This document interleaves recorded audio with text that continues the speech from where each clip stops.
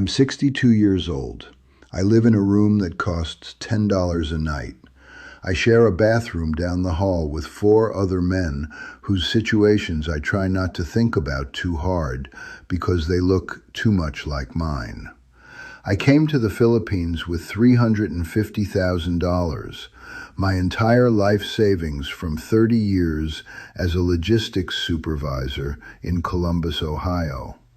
I came here chasing a very specific dream, not just a retirement, not just cheap rent and warm weather. I came here chasing a virgin. I'm going to say that out loud because I think every man over 60 who has spent any time on expat forums or Filipina dating sites knows exactly what I mean, and nobody ever says it this plainly. I wanted a woman who hadn't been ruined by the modern world, a woman who still believed in loyalty and devotion and traditional values, a woman who hadn't been chasing careers and hookup culture and would actually appreciate a man who worked hard and treated her right. And Joy was exactly that. She presented herself as exactly that. The modest profile photo, the Sunday Mass, the talk about family and faith and waiting for the right man. I was a 61-year-old naive fool who handed $350,000 to a 26-year-old woman because I confused a performance with a person. If that sentence makes you angry, I want you to sit with that anger because it might be the thing that saves you. Subscribe to this channel right now if you are over 60 and you are thinking about the Philippines or thinking about pursuing a relationship with a younger Filipino woman. I am not here to entertain you. I am here to stop you from destroying your retirement the way I destroyed mine. Let me tell you who I was when I found Joy, because that context matters more than anything else in this story. I was 59. 30 years behind a logistics desk, 2 kids grown, both in different cities, both with their own lives. My house in Columbus was paid off, my retirement account was solid, and on paper, I had done everything right. But I was empty. I don't know how else to describe it. I was invisible. At work, the younger managers were getting the recognition. At home, I had nobody waiting for me. I had acquaintances, not friends.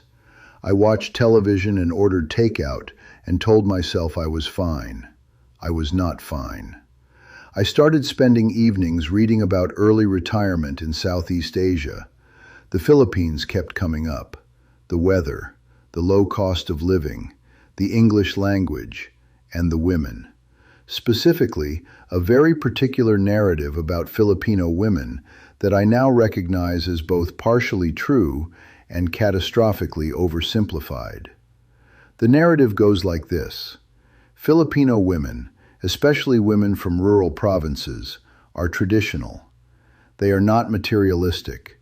They believe in taking care of their man. They have not been poisoned by Western feminism or the hookup culture or the idea that a man is just a paycheck. They want a family, a home, stability, and a loyal partner.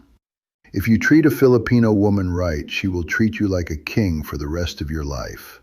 I read that narrative in forum after forum. I watched video after video of happy older expat men with younger Filipino wives, talking about how they had finally found what they were looking for. And some of those men were probably telling the truth. That's the part that makes this so dangerous. Some of it is real, just not for me, not with Joy. I found Joy on a Filipina dating site. Her profile was a lesson in studied innocence. Small photo, modest clothing, no skin showing.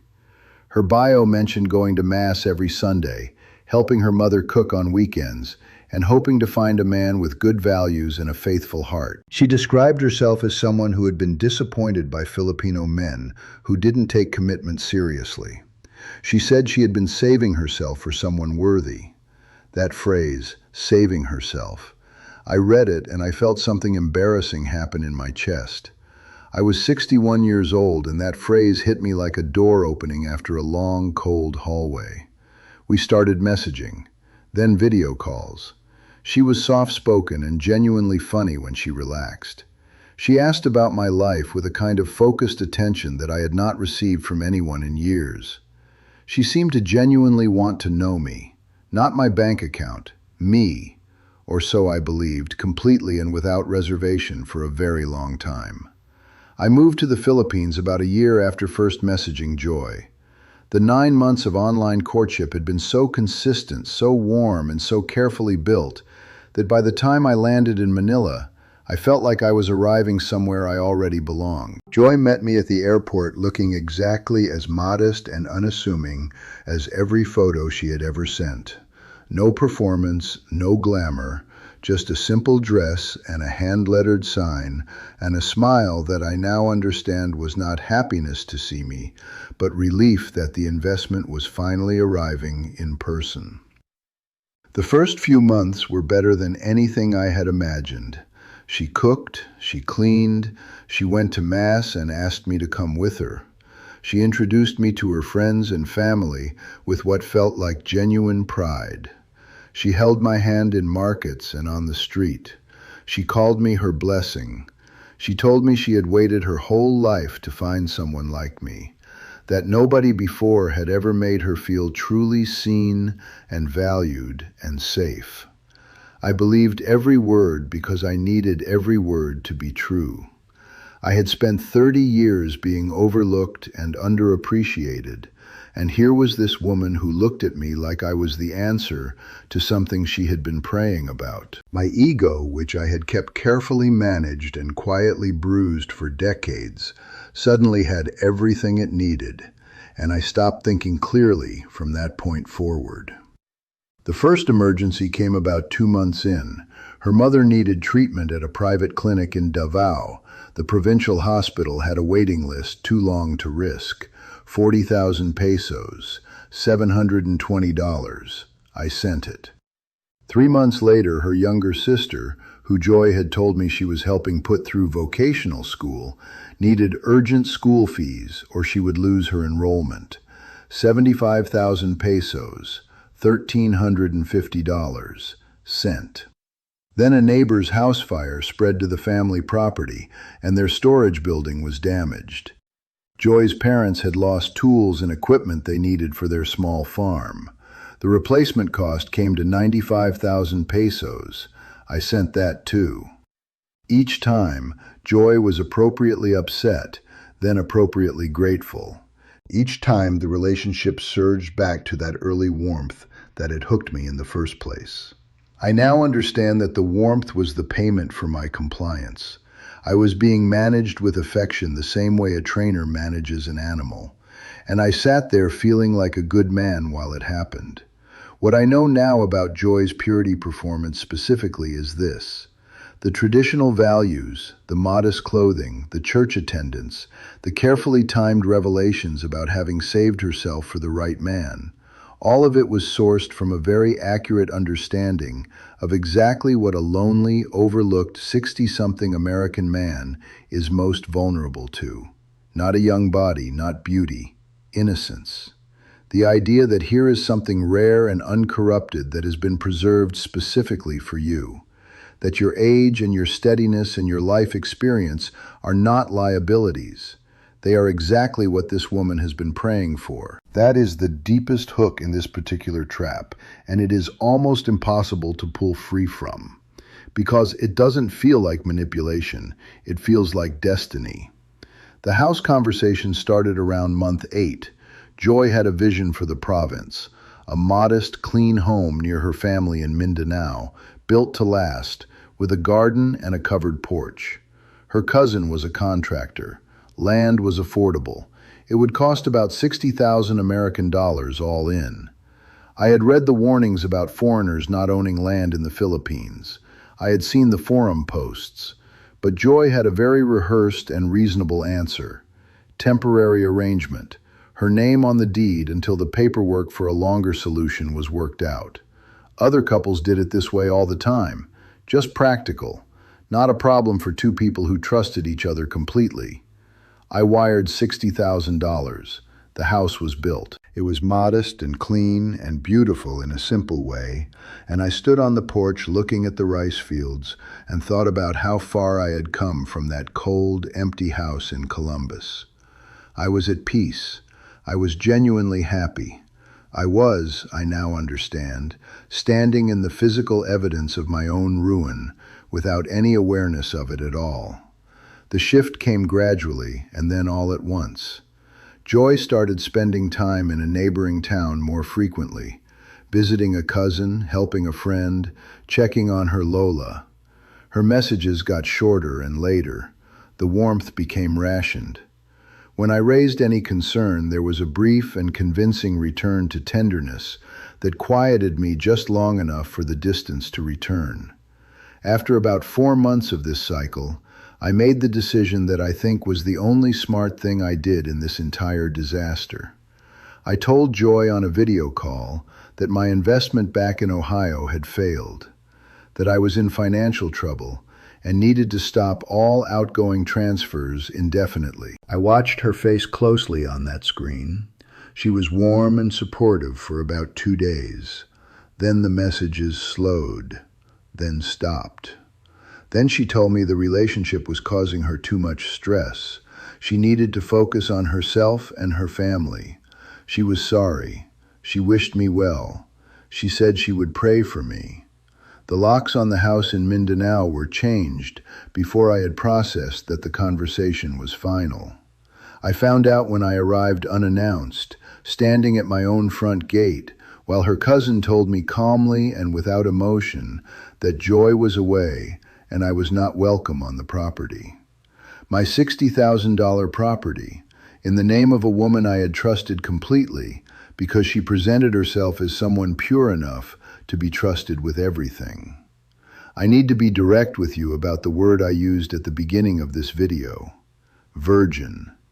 I used it because I want you to recognize it when you encounter it, because you will encounter it. It will be phrased differently, traditional, family-oriented, saved herself, not like other girls, raised with good values, deeply faithful.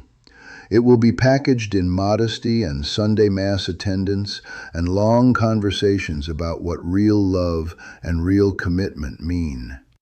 And it will work on you because it is designed to work on you specifically.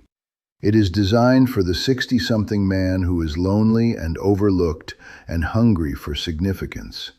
It does not target your lust. It targets your ego. It tells you that your age is wisdom, not decline. That your life savings represent stability, not vulnerability.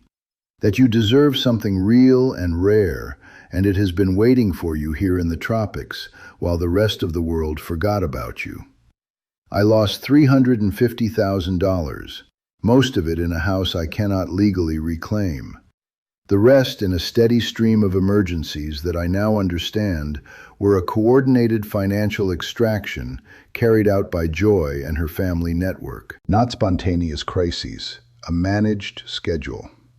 The veterinarian's bill for the caravel, the roof, the tuition, the medical deposits, each one timed and sized to keep me giving without triggering enough alarm to make me stop. I was not unlucky. I was not an anomaly.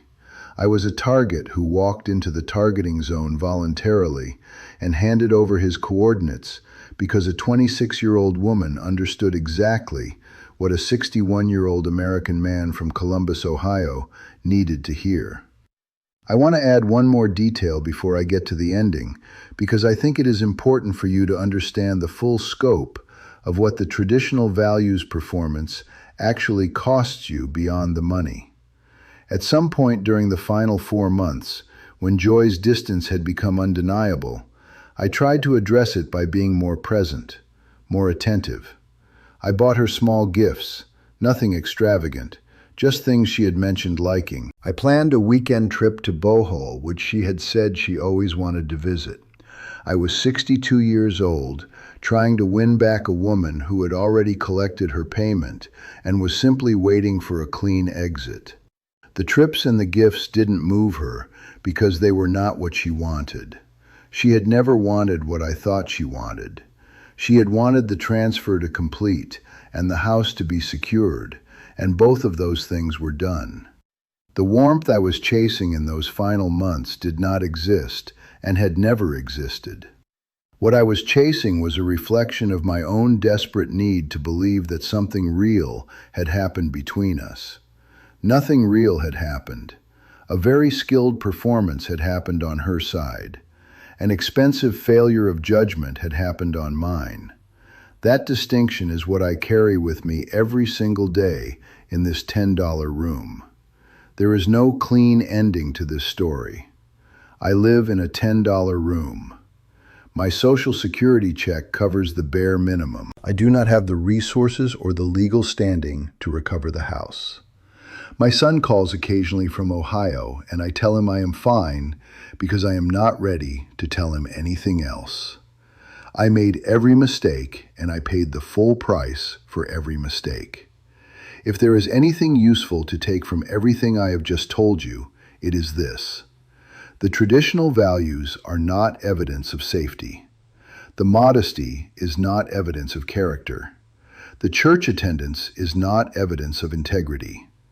These things can be performed with extraordinary skill by someone who learned early that this performance is what unlocks the resources of men like you and me. Slow down. Keep your money completely separate. Never put your retirement into an asset in someone else's name. Watch for the emergency cycle.